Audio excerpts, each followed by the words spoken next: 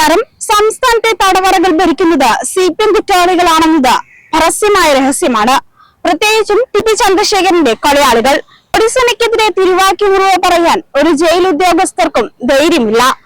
ജയിലിൽ കിടന്നുകൊണ്ട് പുറത്ത് ഓപ്പറേഷനുകൾ നടത്തുന്നത് സുനിയുടെ പതിവ് പരിപാടിയാണ്. സർക്കാരിന്റെ ഒത്താശയാണ് ഇതിനെല്ലാം ഇവർക്ക് ഊർജം പകരുന്നത്. കൊടും കുറ്റവാളികളായ ടി പി ചന്ദ്രശേഖരൻ വധക്കേസ് പ്രതികൾക്ക് വാരിക്കോരി പരോൾ നൽകുകയാണ് പിണറായി സർക്കാർ ചെയ്തുകൊണ്ടിരിക്കുന്നത്. ഒന്നാം പിണറായി സർക്കാർ അധികാരമേറ്റതിനു ശേഷമുള്ള കണക്കുകൾ പരിശോധിച്ചാൽ ആരും ഒന്ന് വാപൊളിച്ചു പോകും. RMP നേതാവ് ടി പി ചന്ദ്രശേഖരനെ കൊലപ്പെടുത്തിയ കേസിലെ പ്രതികൾക്ക് പരോൾ അനുവദിച്ചത് 1000 ദിവസത്തിലേറെയാണെന്നതാണ് പുറത്തുവരുന്ന വിവരങ്ങൾ.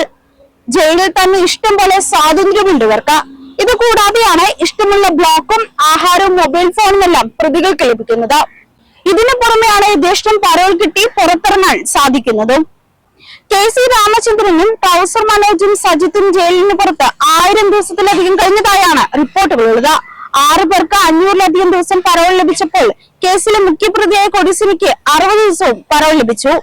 സഭയിൽ തിരുവഞ്ചൂരിന്റെ ചോദ്യത്തിന് മുഖ്യമന്ത്രി നൽകിയ മറുപടിയിലാണ് ഒന്നാം പിണറായി സർക്കാർ അധികാരമേറ്റ ശേഷമുള്ള കണക്കുകൾ പുറത്തു വന്നത്. പലപ്പോഴും ജയിലിൽ പ്രശ്നക്കാരായ ഇവരെ ജയിൽ മാറ്റിയാലും മറ്റിടങ്ങളിലും സർവ്വ സ്വാതന്ത്ര്യവും തന്നെയാണ്. അനൂപ്, മനോജ്, സജിത്, റഫീഖ്, മനോജ്, KC രാമചന്ദ്രൻ, കുഞ്ഞാനന്ദൻ, ഷാഫി, സുനിൽകുമാർ എന്നിവരാണ് കേസിൽ ശിക്ഷിക്കപ്പെട്ട പ്രതികൾ. കൊടിസുനിക്ക് ഈ വർഷം ആദ്യം പരോൾ അനുവദിച്ചിരുന്നു. പരോളിലിരിക്കെയാണ് കാസർഗോഡ് പെരിയ ഇരട്ട കൊലപാതക കേസിലെ പ്രതികളെ സുനി കണ്ടതും. PK കുഞ്ഞാനന്ദന് 327 ദിവസമാണ് പരോൾ ലഭിച്ചത്.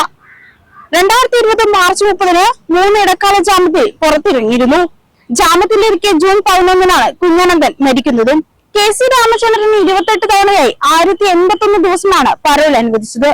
TP കൊലക്കേസിൽ വർഷങ്ങൾ ജയിലിൽ കഴിഞ്ഞിട്ടും CPM മുൻ നേതാവും 8ാം പ്രതിയുമായ KC രാമചന്ദ്രന് കുറ്റബോധമില്ലെന്ന് റിപ്പോർട്ടടക്കം നേരത്തെ ഹൈക്കോടതിയിൽ വന്നിരുന്നു.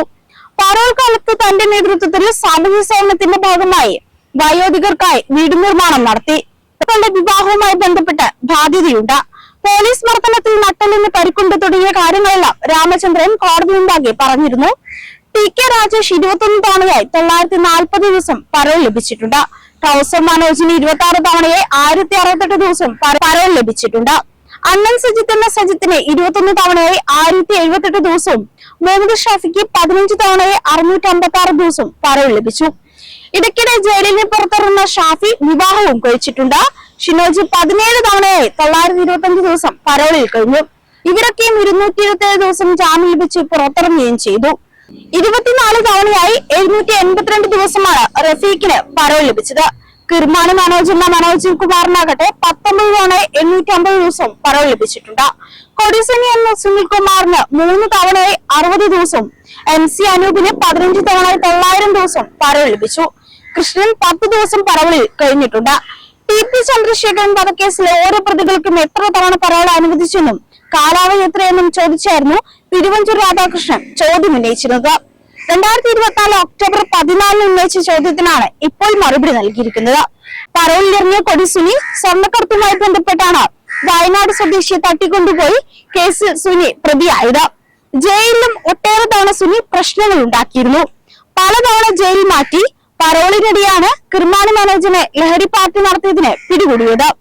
പരോളിലിറങ്ങിയ ക്രിമിനൽ കേസുകളിലും ഗൂഢാലോചനയിലും ഉൾപ്പെടെ സംഭവങ്ങൾ മുൻപും ഉണ്ടായിട്ടുണ്ടെങ്കിലും പ്രതികൾക്കെല്ലാം പരമാവധി പരോൾ നൽകിയിട്ടുണ്ട്. എന്നിട്ടും TP കേസ് പ്രതികൾക്ക് ജയിലിനകത്തും പുറത്തും സർക്കാർ സൗകര്യമൊരുക്കുകയാണ് ചെയ്യുന്നത്. പ്രതികൾക്ക് കൂടുതൽ പരോൾ അനുവദിക്കുന്നതായി KK രമ ഉൾപ്പെടെയുള്ളവർ വിമർശനം ഉന്നയിച്ചിരുന്നു. എന്നാൽ ഈ വിമർശനങ്ങൾ കാര്യമാക്കാതെ മുന്നോട്ട് പോവുകയാണ് സർക്കാർ ഇപ്പോഴും ചെയ്യുന്നത്.